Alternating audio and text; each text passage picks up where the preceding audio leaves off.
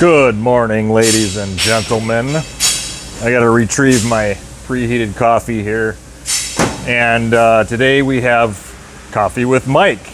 I have a home project, landscaping, that we're gonna do. And I'm gonna be installing some pavers along the edge rather than the poly edger that you normally separate the grass and rock and shrubs and mulch and stuff like that. We're going to be putting in a couple of the brick pavers and also bed edging. So where we got a natural edge between the grass and the mulch. And since I don't have a bed edger, I thought, well, why don't I be using a trencher?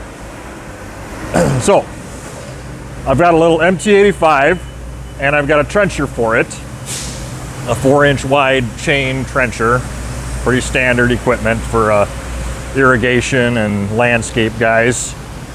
And we've got Irv, our R&D fabricator here. He's working on offsetting this so that I can drive along and back up without having the track or the machine in the bed. So let's check this out. Boy, it's just amazing having such access to all this fabricating stuff. I love it. What do we got going on here, Irv? Well, that's welded on and braced. A little finish welding when I roll it. I'm building the new legs right now. And then I'll work on the gauge wheel. Oh yeah, we're putting on a gauge wheel. So one of the things with this trencher is I don't want to, go along and be bouncing and changing the elevation a lot for especially those bricks that we're going to put in. So we're going to be doing a little elevation adjustment wheel that'll set. You'll be able to adjust the basically how high it holds that trencher bar, the chain off the ground, or how much it digs in. So you'll be able to keep that consistent even if you're going over uneven terrain. So you can see we've got an old attachment plate welded on here, quite a bit offset. So the track of the machine will ride kind of like right in here in this area, and then the trencher will obviously go into the ground, and we'll have that little wheel. Irv's also rebuilding the foot pedals for the foot stands for me. So those are all bent up. This originally was a Kanga attachment. How many of you guys are familiar with the Kanga brand of mini skid steer? They're still out there. In fact, I saw them last year at Equip. They had a huge display. They've got remote controlled versions now. Still a very, very good product. So that's what we used to run in the irrigation fields, a couple of Kangas. But now I've got the MT85 Bobcat. So this will be fun. I'll show you guys some of the video as we do this project at home.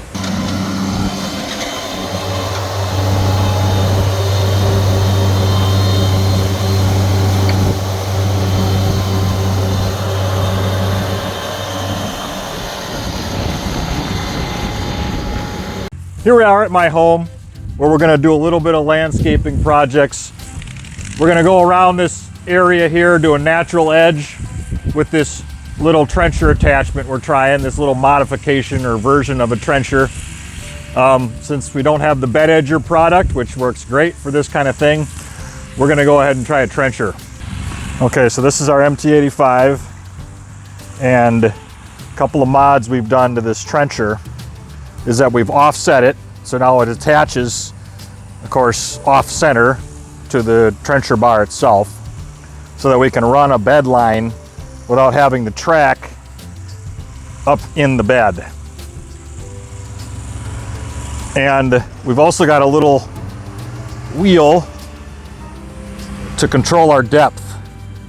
So as we're going along over uneven terrain, it'd be real difficult to maintain a nice depth. And that's especially important for if we're going to be doing edger. Let me show you the edger we've got going on here. Yeah, so this type of edger right here, about 12-inch chunks. And depending on the region you're in, that type of edger might actually be more cost-effective sometimes than that poly stuff. You still have to deal with the slit, the trench.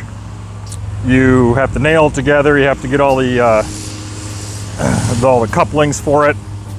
and then it always heaves. If you live in the Midwest, ice, the stuff heaves all over the place. So the other option you have is steel edger and concrete edger, where they actually pour the concrete just like a curb into it. I've got machines that do that, and I've seen that happen. It's pretty cool, and it does last quite a long time. But if you're not set up for that type of edger process, the bricks that I just showed you are a pretty inexpensive option. I think $1 a foot, and maybe the edger, poly edgers, you know, 50 cents a foot or something like that. Poly has gone up in price. So a couple options there.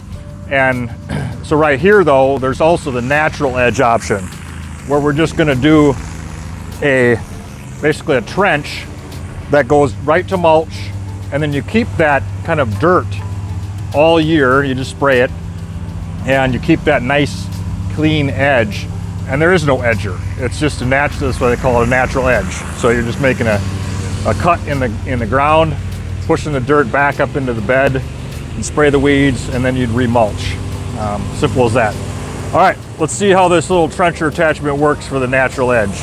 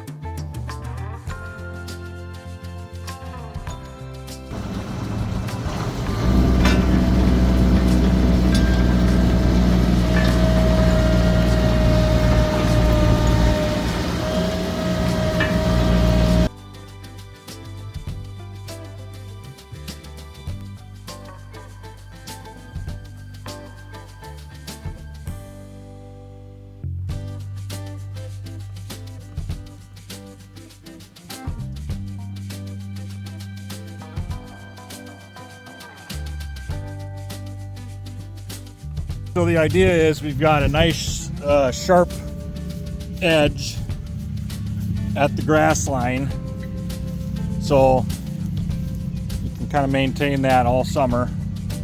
And we don't have any fabric or any weed barrier in the bed area. It's just you throw mulch in there, and then you assume that you have to spray it. But what you're doing is just adding mulch every year and recutting this edge maybe every year or so. A couple of things I didn't really like about the trencher idea is just the machine in general is just pretty big. It's not very maneuverable, and having that long trencher bar out there doesn't allow you to turn certain corners real well. So coming around like this corner here, I'm really not able to do that unless I tip it way down, and then you're kind of losing your nice sharp crisp edge cut. So, and then the other thing is the auger is on the wrong side. So thinking about this in hindsight, I wanted the dirt all in the bed already. So it's going to be a little bit more work now. I have to scoop all this dirt that is augering out into the grass back up into the bed. So you'd have to do that anyways a little bit, usually with even a bed edger. You have to blow that trench out nice and clean, get all the little bit of dirt that lands in the grass back in the bed, and then you mulch. But we'll see. It's gonna work. Just a little bit more manual labor than I like. I like to have the equipment do all the work.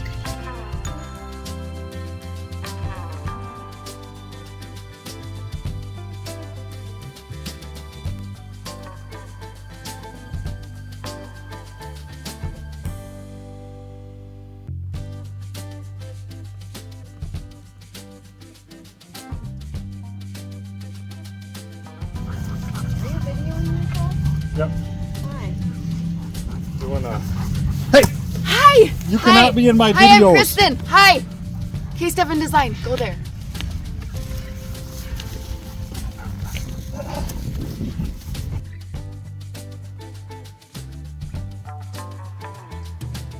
All right, so I should probably explain that little episode there. What you just got to witness was a little bit of Stephan household competitive rivalry, where KAGE's very own vice president decided that it wasn't enough work to be vice president of KAGE anymore, so she decided she was going to go out and start her own design business, especially for interior high-end homes or medium-sized homes, whatever. So all the time she's, I end up wearing KAGE shirts all over the place, just random, we got all kinds of them. So these are my work shirts, my play shirts, my boating shirts, everything. And she's always like, well, I'm doing this YouTube video for K Stephan Design and you got your logo on, you're gonna pay me for this, right? I'm like, no. And so it's a good little rivalry we got going on here, and completely non-competing businesses, but it's a lot of fun. And I'm glad to be able to encourage her in her business venture. It's pretty cool. She's done some good work. You guys should check it out. K Stephan Design. By the way, babe, that'll cost you $1,000. Okay, so I digress. So we've got the edge cleaned out a little bit here. You can see there's a nice trench and it's a fairly sharp line. So we've got all the trenching done. I've cleaned out the trenches by hand, raked them out, used a shovel. It worked, but overall the trencher isn't the way to go unless you just go in one straight line. Then it would have worked fine. And if I was on the opposite side of the bed, pushing the dirt back towards the bed, because I got all sweaty now trying to shovel that back in. So trencher worked, but are you gonna see a modification of that coming out in KAGE R&D? Probably not. The wheel worked okay.